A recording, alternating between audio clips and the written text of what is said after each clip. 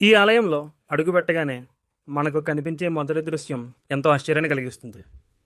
ఇదే హైదరాబాద్లోని మియాపూర్లో కాళీమాత ఆలయం.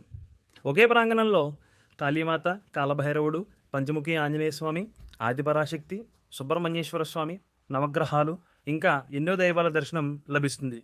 రండి, ఈ పవిత్ర ఆలయాన్ని కలిసి దర్శిద్దాం. Hello all, welcome to Haira stories. ఇదే శ్రీ కనకదుర్గ కాళీమాత ఆలయ ప్రవేశ ద్వారం. లోపలికి అడుగుపెట్టగానే భక్తిభావం మనసంతా నింపేస్తుంది. ఆలయ ప్రవేశంలోనే తలకిందులుగా ప్రతిష్ఠించిన శివలింగం మన దృష్టిని ఆకర్షిస్తుంది. ఇది శివతత్వం అనంతమైనదని, మనం ప్రపంచాన్ని చూసే దృష్టిని మార్చుకోవాలని గుర్తు చేసే ఒక ఆధ్యాత్మిక ప్రతీకగా భక్తులు భావిస్తారు. ఆలయ ప్రధాన దైవం శ్రీ కనకదుర్గ కాళీమాత. కాళీమాత పార్వతీదేవి యొక్క ఉగ్రస్వరూపంగా శాక్త సాంప్రదాయంలో ఆరాధించబడుతుంది. అధర్మాన్ని నాశనం చేసి ధర్మాన్ని ప్రతిష్ఠించడానికి అమ్మవారు ఈ రూపాన్ని ధరించారని దేవి మహాత్మ్యంలో చెప్పబడింది. కాళీమాత ఈ పేరు వినగానే మనలో చాలామందికి ఉగ్రరూపం గుర్తుకు వస్తుంది. కానీ నిజానికి అమ్మ ఉగ్రత్వం భక్తులపై కాదు, అధర్మంపై.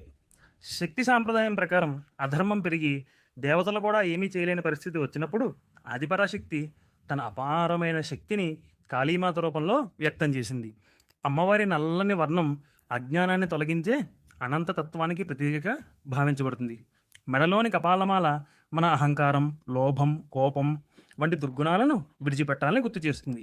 చేతిలోని ఖడ్గం అధర్మాన్ని నాశనం చేసే శక్తికి ప్రతీక.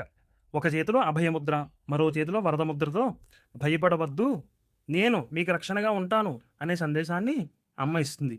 అందుకే భక్తులు కాళీమాతను కేవలం ఉగ్రదేవతగా కాకుండా తన పిల్లలను కాపాడే కరుణామయి తల్లిగా ఆరాధిస్తారు. అలాగే అమ్మవారి పక్కనే శ్రీ రేణుకా ఎల్లమ్మ అమ్మవారి విగ్రహం దర్శనమిస్తుంది.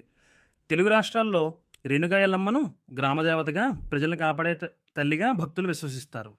మరోవైపు కాలభైరవ స్వామి మరియు భైరవి అమ్మవారి సన్నిధి కూడా ఉంది. కాలభైరవుడు శివుని ఉగ్రతత్వం, క్షేత్రపాలకుడిగా ఆరాధిస్తారు. అందుకే అనేక దేవాలయాల్లో ఆయనకు ప్రత్యేక స్థానం ఉంటుంది. అలాగే పైకి వచ్చాక ఇక్కడ యమధర్మరాజు మరియు చిత్రగుప్తుడి విగ్రహాలు కూడా దర్శనమిస్తాయి. సంప్రదాయం ప్రకారం యముడు ధర్మానికి ప్రతీక కాగా, చిత్రగుప్తుడు ప్రతి మనిషి చేసిన కర్మలను లిఖిస్తాడని విశ్వసిస్తారు. ఆ పక్కనే కొంచెం ముందుకు వెళ్ళగానే పంచముఖి హనుమంతుడు 5 ముఖాలతో దర్శనమిస్తాడు. ఈ రూపం మనందరికీ ధైర్యం, రక్షణ, శక్తిని ప్రసాదిస్తుందని విశ్వాసం. ఈ ఆలయంలో భక్తులు స్వయంగా శివలింగానికి అభిషేకం చేసే అవకాశం ఉంది. పాలు, నీరు, బిల్వదళాలతో అభిషేకం చేసి పరమశివుని ఆశీస్సులు కోరుకుంటారు. ఇంకొంచెం ముందుకు వెళ్ళగానే దుర్గాదేవి, ఆదిపరాశక్తి సన్నిధులు ఉంటాయి. వీరిద్దరూ ఒకే పరాశక్తి యొక్క వివిధ రూపాలు అని భక్తులకి గుర్తు చేయాలని, అమ్మవారు అలాగే కాపాడుతుందని ఒక సందేశాన్ని వస్తుంది. పక్కనే శ్రీ సుబ్రహ్మణ్యేశ్వర స్వామి ఆలయం కూడా ఉంటుంది. కొంచెం ముందుకు వెళ్ళగానే నాగదేవతల సన్నిధిలో భక్తులు కుటుంబ శ్రేయస్సు, సంతాన సౌభాగ్యం కోసం ప్రార్థనలు చేస్తుంటారు. అలాగే నవగ్రహాల దర్శనం కూడా ఇక్కడ చేసుకోవచ్చు. నవగ్రహాలకు ప్రదక్షిణ చేసి అనంతరం తమ జీవితంలో శుభ ఫలితాలు కలగాలని భక్తులు ప్రార్థిస్తారు. ముఖ్యంగా ఈ ఆలయంలో మంగళవారం, శుక్రవారం ప్రత్యేక పూజలు అత్యంత వైభవంగా జరుగుతాయి. అలాగే హోమాలు, అమ్మవారికి ప్రత్యేక ఆరాధనలు కూడా భక్తి శ్రద్ధలతో జరుగుతాయి.